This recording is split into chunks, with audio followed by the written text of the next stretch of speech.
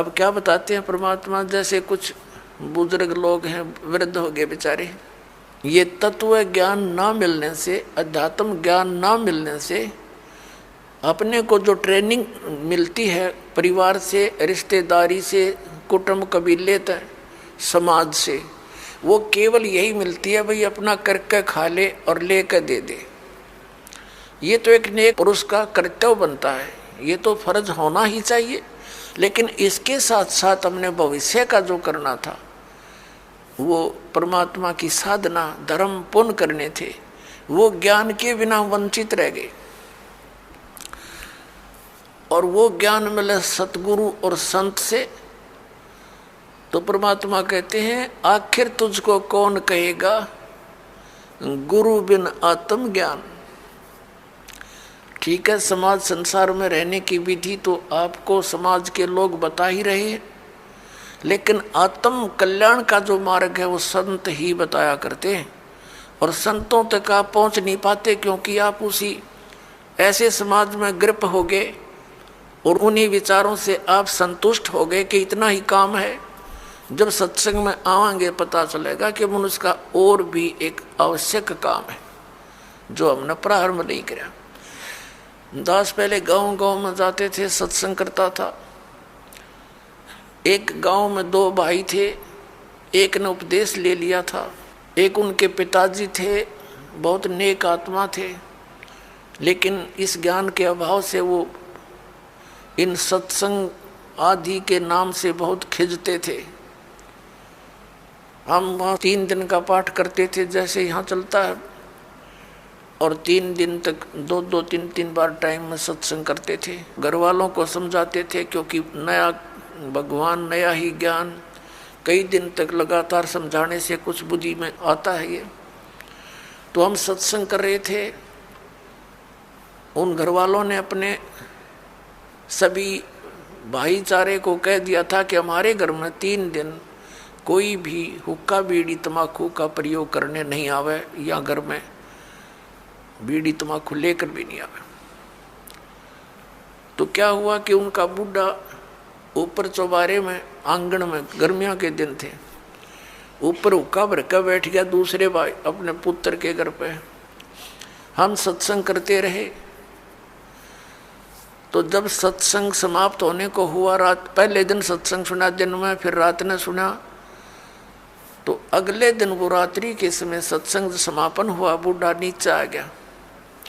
लगभग 70 वर्ष की आयु थी उसकी। अब वो आके हमारे पास बैठ गया जमीन पे, और उसकी पुत्र वधू ये सोच रही थी बूढ़ा पता नहीं क्या बोल लगा महाराज जी को, पता नहीं क्या कह देगा यू, क्योंकि इनने कभी ये काम देखे नहीं, और पता नहीं क्यों आ गया यू तो बहुत चिढ़ा करता है इन बातों से। वो बैठ के और आंखों में पानी भराया, रोने लग गया। मैंने पूछा क्या बात होगी बाबा, क्या बात है, क्यों रो रहे हो आप? ने बोला जी जो ज्ञान आपने सुनाया, ये बात तो आज तक हमने कदे सुनने को ना मिली। हमने तो लक्ष्मी चंद की रागनी सुनी हैं, और कोई सांग सिनेमे देखे, और मैं तो इतना मेहनती आदमी था। इन पुत्रा के 2-4 किले आवे थे, मैंने इनके 12 किले बना दिए। 12 एकड़ जमीन, 8 एकड़ और मोल ली मेहनत कर करके। और ईब मेरा क्या होगा, मैं तो 70 साल की उम्र होगी मेरी। अब मैं क्या करूँगा, क्या बनेगी मेरे साथ में? मैंने तो इस ज्ञान से सारी रात नींद आनी बंद होगी, और अब मेरा खाना पीना भी छूट गया। अब क्या बनेगा, मेरा क्या होगा? मेरी तो उम्र जाली। और उसकी पुत्र वधू भी वहीं बैठ गई। बूढ़ा आज तो बहुत अच्छा बोला, और वह ध्यान से सुना कि जो क्या हो गया बुढ़े के एकदम। नो बोला जी क्या मेरा भी कुछ हो सकता है? मैंने कहा देखो विश्वास करो, विश्वास करो। अब जैसे कुएं होते थे पहले बहुत गहरे, और उनमें 100-100, 150 फुट नीचा जल होता था। उसको निकालने के लिए एक लंबी नेजू हुआ करती रस्सी, बहुत मोटा, इतना मोटा रस्सा, और 150-200 फुट लंबा। और उसके बाल्टी बांध दी जाती थी और वो बाल्टी से पानी निकालते थे तो 100 फुट दूर तो खींच के ले जाते थे 2-3 जने और फिर बाल्टी से जल निकल आता था। तो मैंने कहा कि जैसे कुएं में बाल्टी जा रही हो और निज्जू हाथ से छूट गई रस्सी और वो तो जा रही है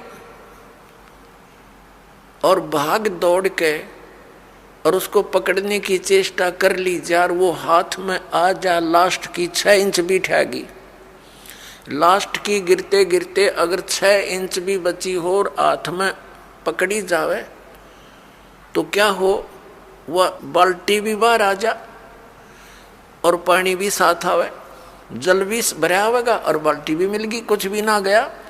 अरनू का जान देव तो जाए ली तो वो तो जा ही रही है, फिर तो पड़ गए कुएं में, हाथ से छूट गया मनुष्य जीवन। मनुष्य जीवन के अंतिम सांस में भी ये सत भक्ति आपको मिलेगी, आपको मनुष्य जीवन मिलेगा, ये गारंटीड बात है।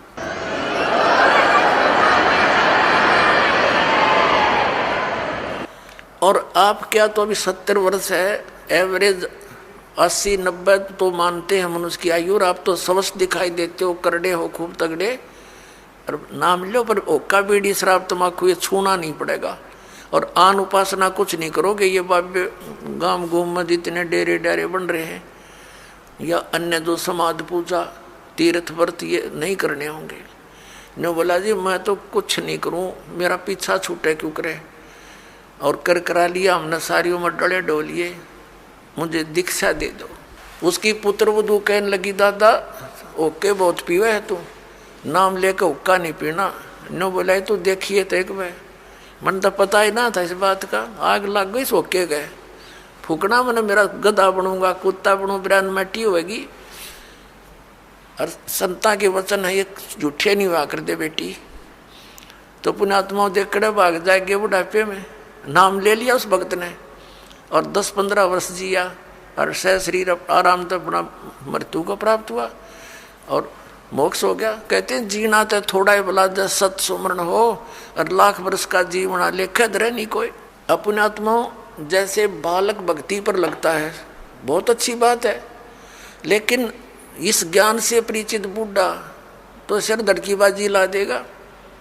न पता है उसने रोज पता है ना मेरा कल टिकट कट जाए तो स्लोप में लिया जीवन कति नो डलान में है, लास्ट दिन के रहे जा 60 साल पाछे तो उल्टी गिनती शुरू हो जाए, ध्यान रखनी चाहिए बुढ़ा ने। और डट के करे भक्ति अपना पीछा छुटवावे। और ईबत ही न्यू पड़े रहे, जैसे एक कवि का एक शब्द है, बिना ज्ञान के ऐसे दुखी होते हैं। एर नर धोखे धोखे लुट गया आगी अंत गड़ी रे आगी अंत गड़ी। एर नर धोखे धोखे लुट गया आगी अंत गड़ी रे आगी अंत गड़ी। तो फिर क्या कहता है, पोता ब्यालों या मन में रही और एली करवा दो खड़ी टिकट कटन न हो रही है और ये आस्था लाए बैठा है कि भगवान एक पोता और ब्याह जा फिर बेशक मर जाऊं, और फिर नो कहीं एक छोरे किया एक और मकान बन जा बस फिर क्या कहने बेशक मर जाऊं। बता, इस प्रकार की आस्थाएं अज्ञानता से वृद्ध अवस्था में ये ज्यादा बढ़ जाती हैं, और जब ज्ञान हो जाएगा तब अपना माला लेके और बैठ जा कुण में, ना ताश खेले ना होके पाड़े ना गप्पे मारे, दिन रात एक करके अपना भक्ति करा के पीछा छुड़वावे। तो इस प्रकार पुण्यात्माओं परमात्मा कहते हैं पाछे गई सो जान दे और ले रहे तीन राख, उल्टी ला चढ़ाइयो करो अपुटी चाक। अगम निगम को खोज ले बुद्धि विवेक विचार, उदय अस्त का राज मिले तो बिन नाम बेगार। क्या कहते हैं परमात्मा के याद दिलाना चाहते हैं कि जरा सा कुछ विवेक से काम ले ए प्राणी, अगम निगम को खोज ले और बुद्धि विवेक विचार, उदय अस्त का राज मिले तो बिन नाम बेगारे। परमात्मा याद दिलाते हैं कि जो परमात्मा की भक्ति नहीं करते वो चाहे पूरी पृथ्वी का राजा है। आपने न्यू दिखा है कि तो बड़े आगे पाछे इसका सलूट मारनी है और बड़ी जय जयकार हो रही है। परमात्मा कहते हैं ये तो 3 व्हीलर वाला है, अपने पल्ले तो पैसे खर्च कर रहा है और खूब चहल पहल दिखाई देती है, अंत में इसकी वाह बिरन माटी होगी, याद रखेगा।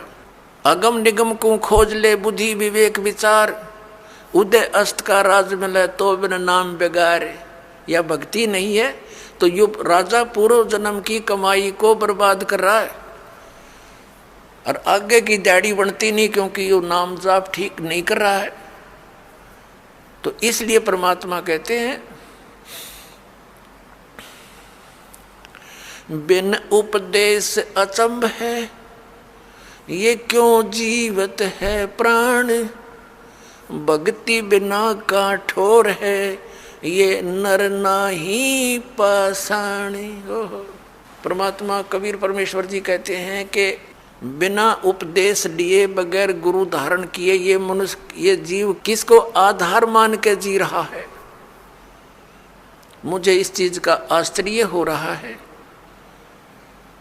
और भक्ति बिना काठोड़ है, ये नर नाही पाषाण। ये तो पत्थर हैं जब इस मनुष्य जीवन को बर्बाद कर रहे हैं, ना कोई आधार। यदि हम बच्चों को आधार मानते हैं तो हमारी ये मृत्यु हो जाती है, तो बच्चे हमारे कहाँ से हुए। हमारे सामने बच्चों की मृत्यु हो जाती है तो ये आधार निराधार था, हमारा भूल थी हमारी कि हम इसीलिए जी रहे थे। हमारा आधार होना चाहिए मोक्ष, और मोक्ष के लिए पूर्ण संत की आवश्यकता होती है, सतभक्ति की आवश्यकता होती है। तो वो सभी समय संयोग इस कलयुग में आकर इकट्ठे होते हैं जो अब आपके लिए रजा कर रखी भगवान ने। संत पूरा हो, पूर्ण परमात्मा की भक्ति हो, शास्त्र अनुकूल हो, अधिकारी हो नाम देने का, तो ऐसे संयोग ऐसे नंबर कदे कदे जुड़ा करें जो आज सारे नंबर मिल गए। और अब केवल नाम लेना है, बुराइयों से बचना है, मोक्ष हो जाएगा। परमात्मा क्या कहा करते, यो सौदा फिर नाही संतो, यो सौदा फिर नाही, यो सौदा फिर नाही रे संतो, ये सौदा फिर नाही। लोहे जैसा ताव जात है, लोहे जैसा ताव जात है, ये काया दे सराही रे संतो, यो सौदा फिर नाही। ये सौदा फिर नाही संतो, यो सौदा फिर नाही। ये मनुष्य जीवन का मिलना बार बार नहीं होता। किसी सदग्रंथ को उठाकर देख लो, किसी महापुरुष के विचार देख लो कि मानुष जीवन दुर्लभ है, ये मिले न बारंबार, और जैसे तरवर से पत्ता टूट जाए वो फिर नहीं लगता डार। परमात्मा कहते हैं कबीर साहब जी कि इड़की दे दे रोएगी सुरता जो तू चलेगी अकेली।